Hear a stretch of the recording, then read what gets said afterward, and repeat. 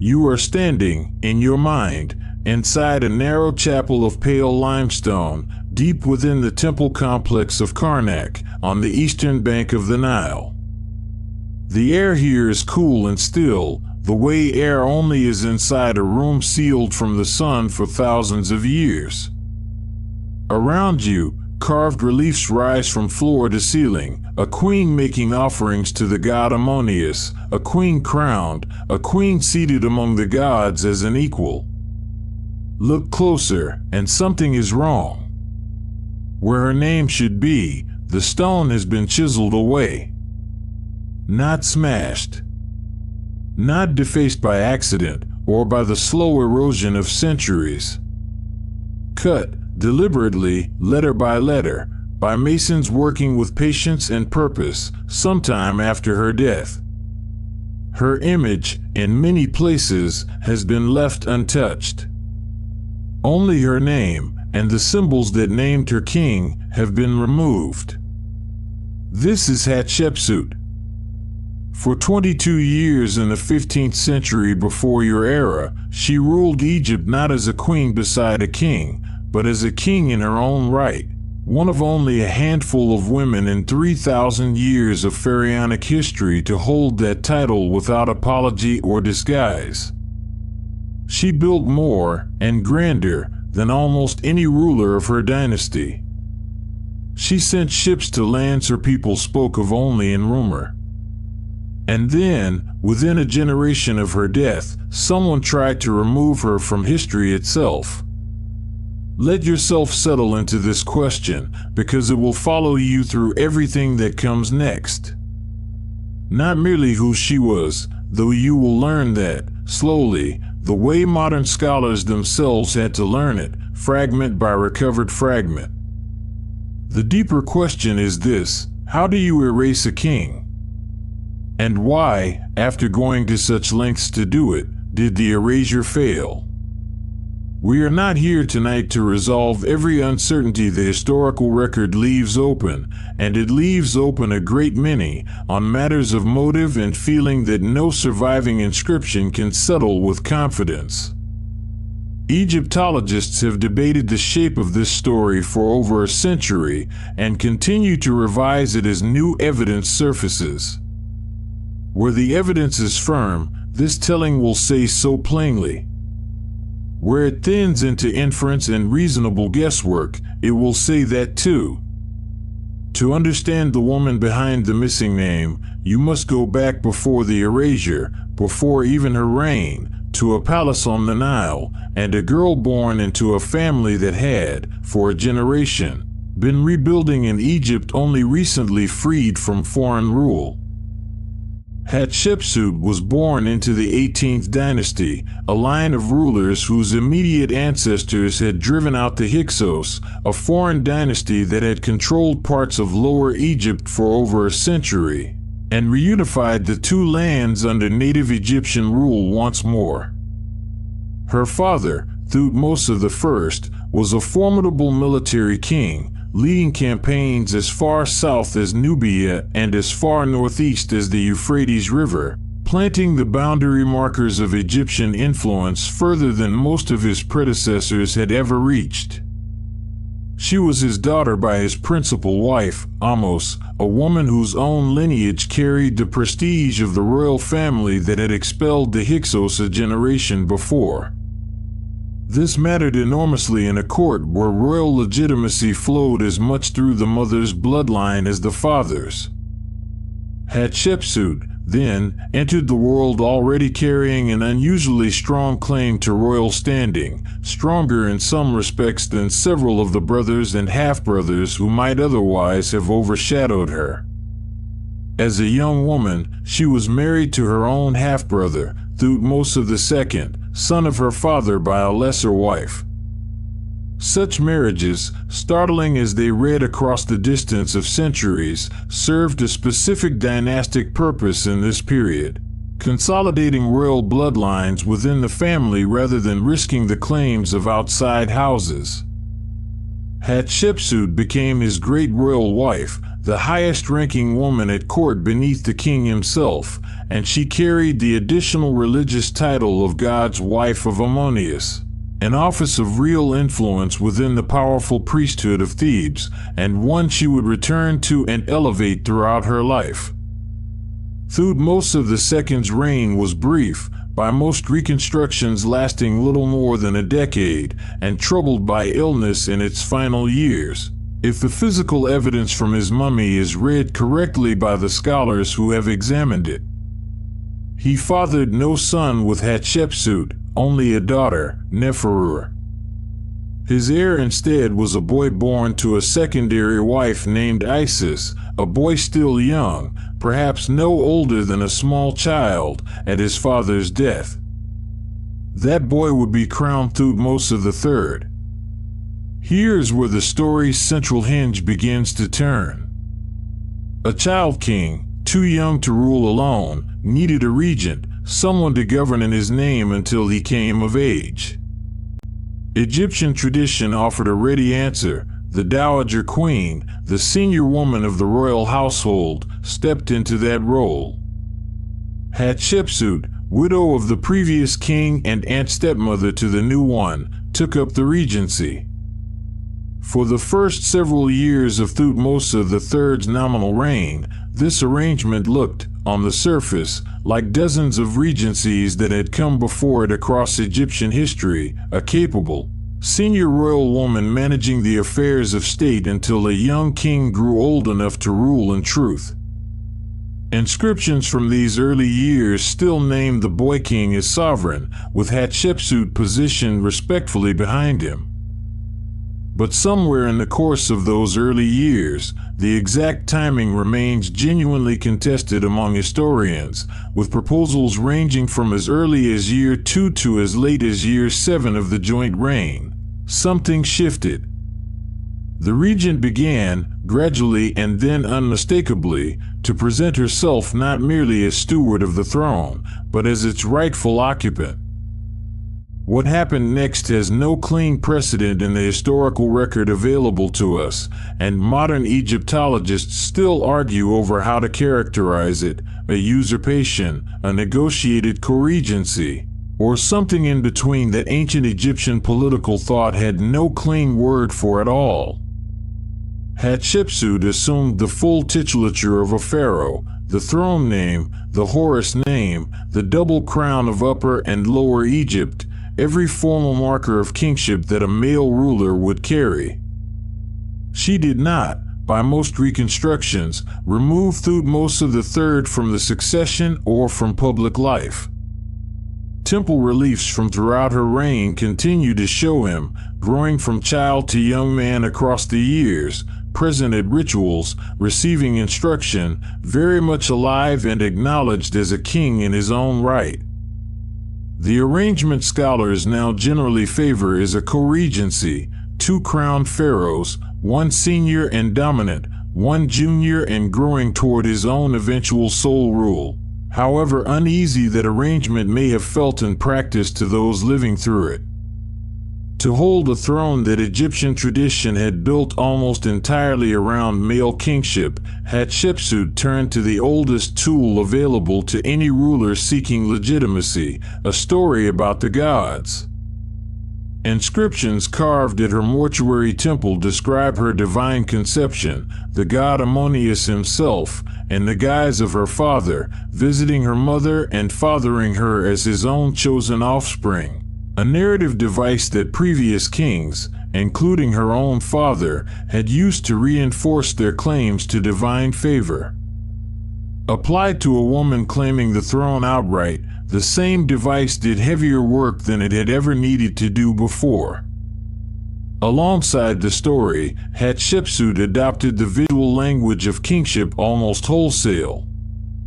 Statues and reliefs from her reign frequently depict her with the ceremonial false beard worn by pharaohs since the earliest dynasties, her body rendered in the traditionally masculine formal style used for royal statuary, though other images from the same period show her with clearly feminine form and dress. suggesting not confusion or inconsistency on the part of her artists, but a ruler and her court experimenting, deliberately and across years, with how to visually reconcile womanhood and kingship within artistic tradition that had no existing template for both at once. Her titles reflect the same negotiation. Some inscriptions render grammatically feminine forms of royal epithets, others use the standard masculine forms unaltered. She is, in surviving texts, called both female Horus and by titles otherwise reserved without exception for male kings. Egyptologists reading these choices today see not a single fixed solution, but an ongoing, evolving project, a ruler and her scribes and sculptors working out, case by case, how far existing convention could bend before it broke.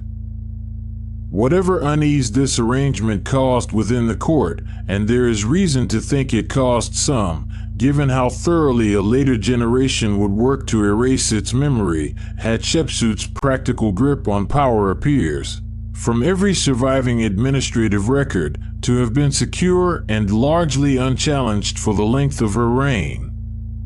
She did not rule as a placeholder. She ruled as a builder, on a scale that would come to define the memory of her reign long after her name itself had been chiseled from the walls that recorded it.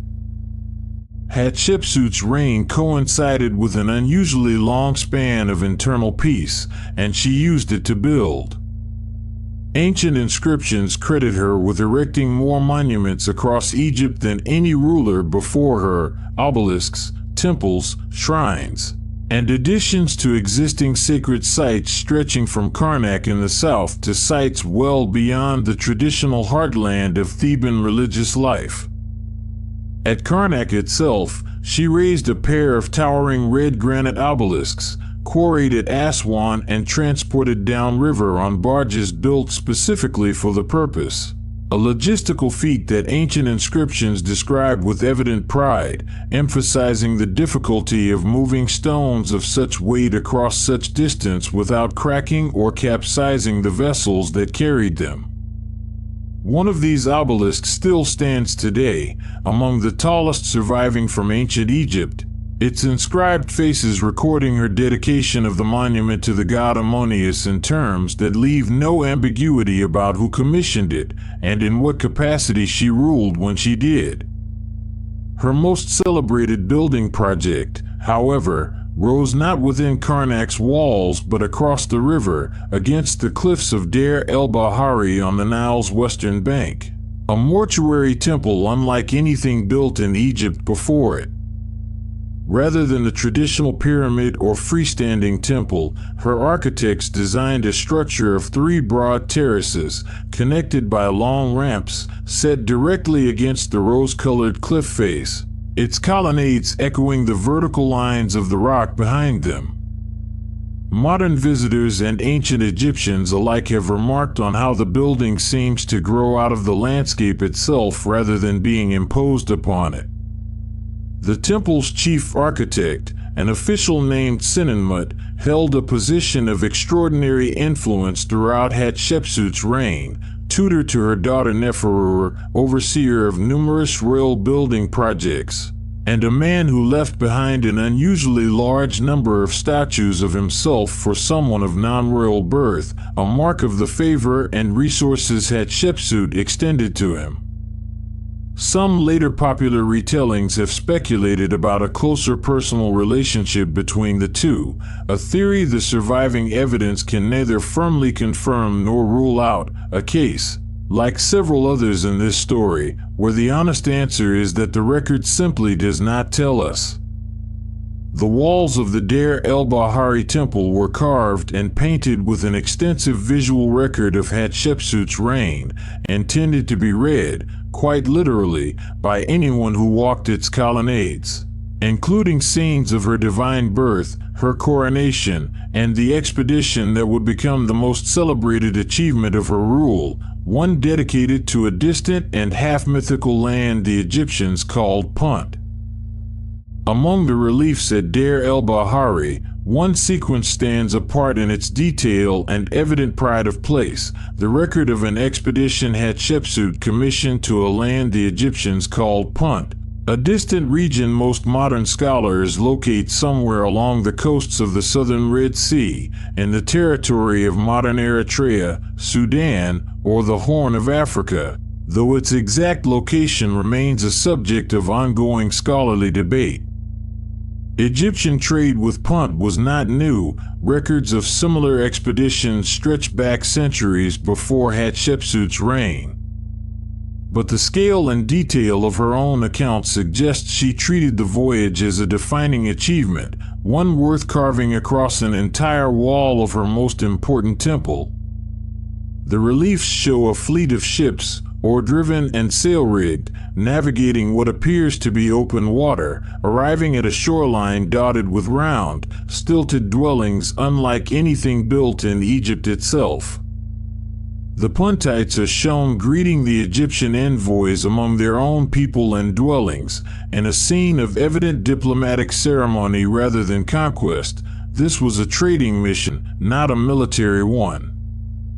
In exchange for Egyptian goods, the expedition returned laden with what the inscriptions describe in loving, itemized detail: myrrh trees carried live, with their root balls wrapped for the journey home, to be replanted in the gardens of Karnak, ebony, ivory, gold, panther skins, and aromatic resins that fed Egypt's enormous ritual demand for incense in temple ceremony.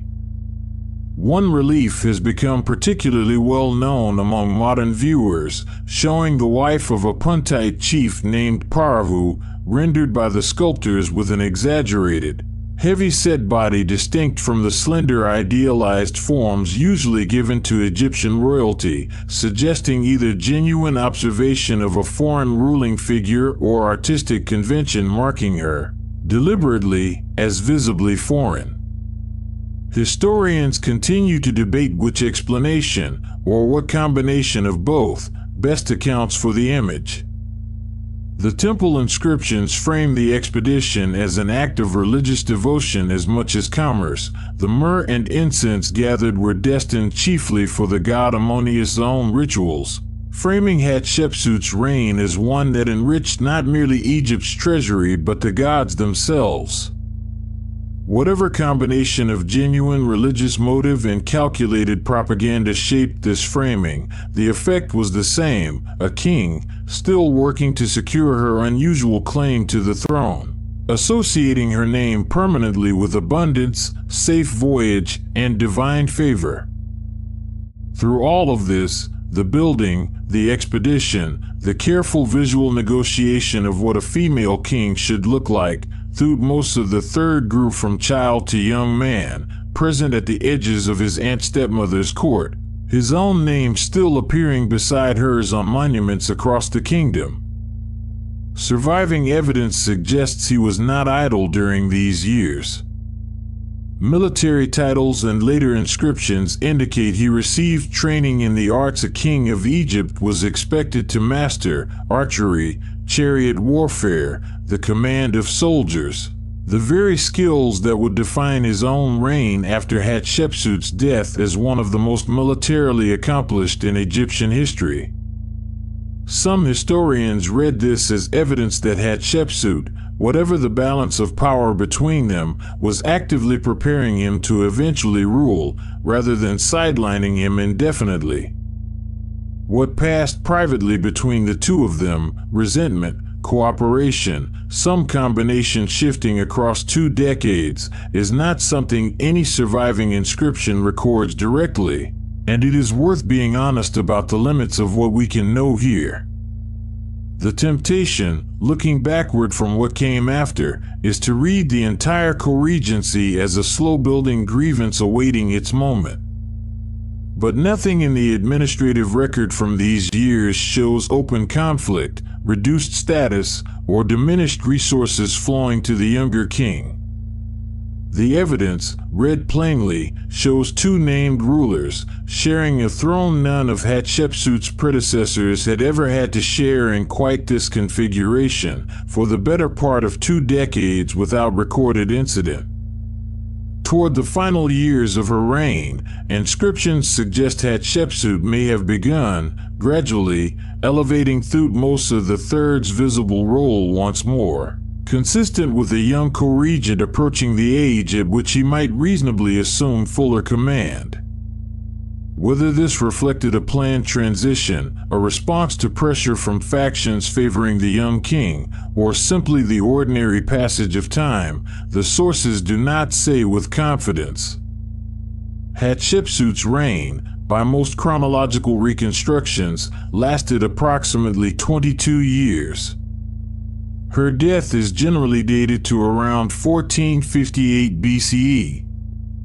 Examination of a mummy widely, though not universally, identified as hers by modern researchers using a combination of forensic and archaeological methods, suggests she may have suffered from diabetes and bone cancer in her final years and died in likely middle age by the standards of her era, though certainty on these medical details remains, like much else in this story, a matter of ongoing scholarly interpretation rather than settled fact. Upon her death, Thutmose III assumed sole rule of Egypt, at last, in truth as well as in name. For roughly 20 years after Hatshepsut's death, Thutmose III ruled with no apparent urgency to disturb her memory. Her monument stood. Her name remained legible on the walls she had built. Whatever tension the co-regency had produced, it did not, in its immediate aftermath, express itself in any campaign against her legacy. Then, late in his reign, most scholars place the change roughly 2 decades after Hatshepsut's death, though the exact trigger remains unknown. A systematic effort began to remove her from the visual and textual record of Egyptian kingship. Her cartouches, the oval frames enclosing a royal name, were chiseled out across numerous monuments. Statues of her were pulled down, in some cases smashed and buried in pits near her mortuary temple, where archaeologists would rediscover the fragments millennia later. At Karnak, her towering obelisks were, in at least one case, walled up within a later structure rather than destroyed outright, hidden from view, but curiously, not annihilated. Historians have proposed several explanations for why this erasure happened when it did, and none commands universal agreement. One theory holds that Thutmose III, having finally secured his own long and militarily celebrated reign, wished to remove any precedent for a woman claiming the throne, protecting the succession of his own son. Another suggests the campaign was less personal vendetta than religious and dynastic housekeeping, an attempt to smooth over an irregular co-regency that sat awkwardly within the traditional, male-centered narrative of unbroken kingship Egyptian religious ideology preferred to project. A third view notes that the erasure was neither complete nor entirely consistent. Some images of Hatshepsut as queen, rather than as king, were left untouched, suggesting the campaign targeted her specific claim to kingship rather than her existence or memory altogether. What the erasure was not, by the judgment of most Egyptologists examining the physical evidence today, was an act of raw, spontaneous hatred. The careful, selective, sometimes incomplete nature of the destruction, targeting kingly imagery and royal cartouches while leaving other traces intact, reads more as calculated political and religious correction than as an explosion of personal fury. Whether Thutmose III himself ordered every detail of the campaign, or whether officials carried it out in his name according to their own understanding of what needed correcting, the sources cannot fully tell us. Whatever its precise motive, the campaign very nearly succeeded in its narrower aim. For more than 3,000 years, Hatshepsut all but vanished from the continuous written memory of Egyptian kingship. King lists compiled by later Egyptian scribes largely omit her, passing directly from Thutmose II to Thutmose III as though her 22 years on the throne had simply not occurred. It was not until the 19th century, as European scholars began seriously deciphering Egyptian hieroglyphs following Jean-François Champollion's breakthrough with the Rosetta Stone, that Hatshepsut's existence began to resurface at all, and even then, confusingly. Early Egyptologists, reading her titles and inscriptions without modern context, sometimes assumed a male king had simply used unusual grammatical forms, or puzzled over apparent contradictions between feminine pronouns and masculine royal titles without immediately grasping what those contradictions meant. The full picture assembled slowly, over decades of careful epigraphic work, as scholars cross-referenced surviving inscriptions, reconstructed damaged cartouches from fragments, and gradually recognized the pattern of deliberate, targeted erasure for what it was. Excavations at Deir el-Bahari through the late 19th and 20th centuries recovered smashed statue fragments from pits near her temple, allowing modern conservators to physically reassemble images the ancient campaign had tried to destroy, a slow, patient reversal, stone fragment by stone fragment, of an erasure that had once seemed complete. Today, Hatshepsut is recognized as one of the most successful and consequential rulers of the 18th dynasty, praised by modern Egyptologists for the length of her peaceful reign, the scale of her building program, and the ambition of her foreign trade policy, achievements that stand independent of the gender that made her rule so unusual within her own tradition. Her reconstructed statues now stand in major museum collections around the world, her obelisk still rises above the walls of Karnak, and her mortuary temple at Deir el-Bahari remains one of the most visited monuments in Egypt, the very building the erasure campaign apparently chose not to fully dismantle. The erasure, in the end, removed her name from immediate memory, but not from the stone she had built her memory into. Reliefs depicting her as queen survived where those depicting her as king did not. Temples standing in plain sight preserved, in their very existence, the record of the reign someone once tried to unmake. Modern scholarship has spent more than a century doing, patiently and by different means, what those ancient masons once tried to undo, restoring a name to the reign it always, in truth, belonged to. You have walked, across these hours, from a chiseled gap in a limestone wall to the reign that gap was built to erase, through a regency that became a kingship no precedent had prepared Egypt for, through obelisks and temples and a voyage to a half-legendary shore, to a long political silence, and finally to the slow, scholarly work of recovery that returned a name to history nearly 3,000 years after someone worked so carefully to remove it. Consider what this story asks of you, quietly, beneath its particular details. That erasure, however thorough, is rarely as total as the hand ordering it believes. Stone outlasts the intentions carved into it. A monument built to proclaim a reign can survive the campaign meant to silence that same reign, simply by continuing to stand, in sight, waiting for someone willing to read it carefully enough to notice what is missing. Hatshepsut ruled a kingdom at peace, built more than nearly any pharaoh before her, sent ships to a shore her people had only heard described in old accounts, and negotiated, inscription by inscription, an image of kingship no woman before her had been permitted to claim outright.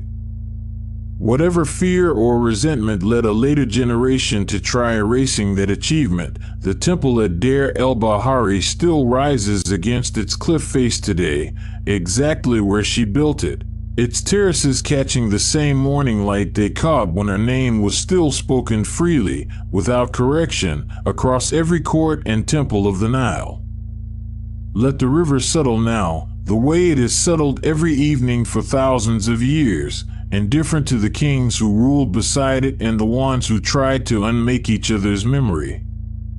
Let the temple rest against its cliff, patient, the way it has rested since before the erasure and long after the world that ordered it had itself passed into history. Let the story close here, and the quiet of a name recovered, stone by stone, letter by letter, until it could be spoken again.